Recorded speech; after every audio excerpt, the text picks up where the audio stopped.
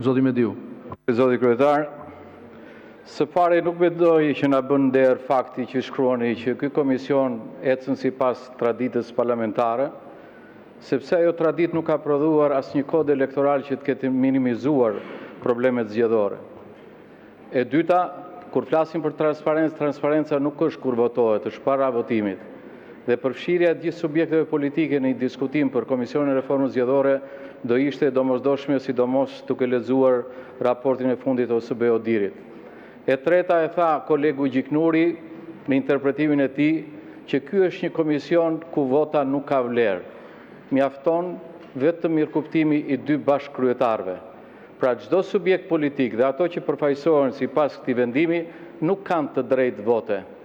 Edhe komision pa drejtë vote vetëm me vetën e dy bashkëkryetarëve është një histori e cila është përsëritur dhe për fatin e keq ka prodhuar kode që as deputetët e njërës apo tjetrës palë nuk i kanë njohur përpara se të vinë në sallën e votimit.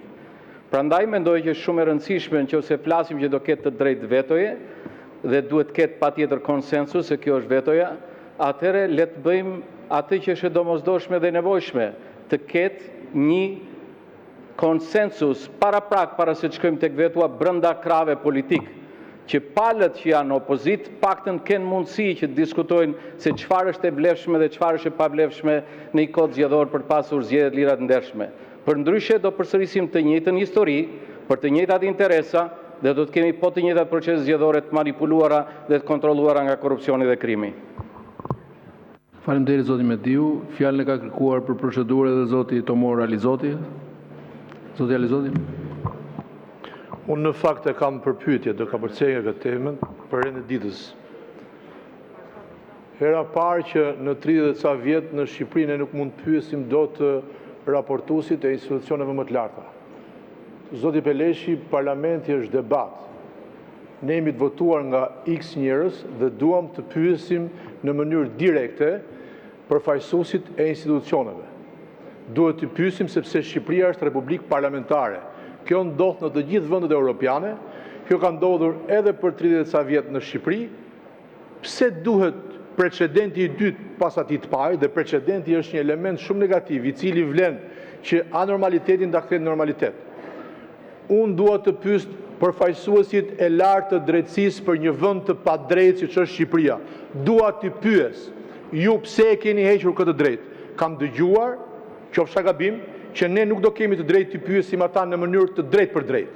Do t'ju dorëzojmë pyetjet dhe ata do lexojmë pyetjet tona. Ku qëndron kjo? Ky është një koncept i cili pyetjet dorëzohen me shkrim që ai që do përgjigjet të ketë një ide për çfarë do përgjigjet. Jo që të zëvendësohet pyetja e drejtë për drejtë e një parlamentari duke lecuar. Sepse përndryshe, atëherë të gjithë ne si deputet dorëzojmë dosjet tona me fjalime dhe i lexoni ju. Ne prandaj jemi këtu që ne të pyesim direkte.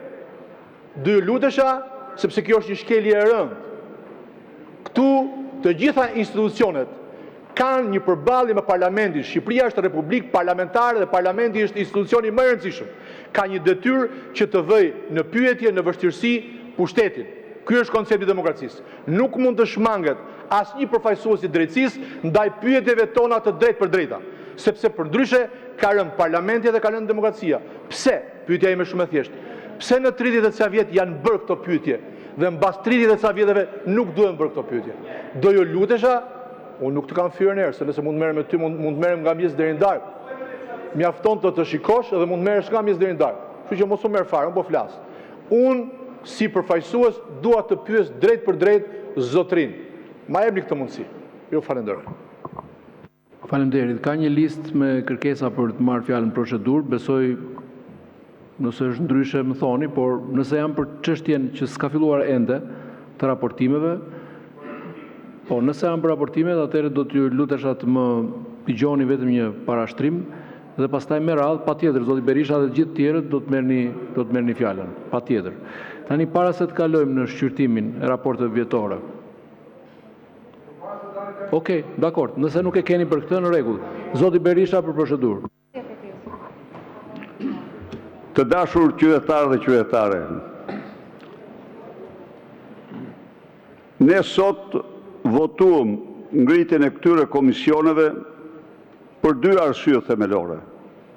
Spari janë një seri e pafundme e rekomandimeve të OSBE ODIHR-it, të cilat ne i kemi pranuar dhe besojmë se janë të rëndësishme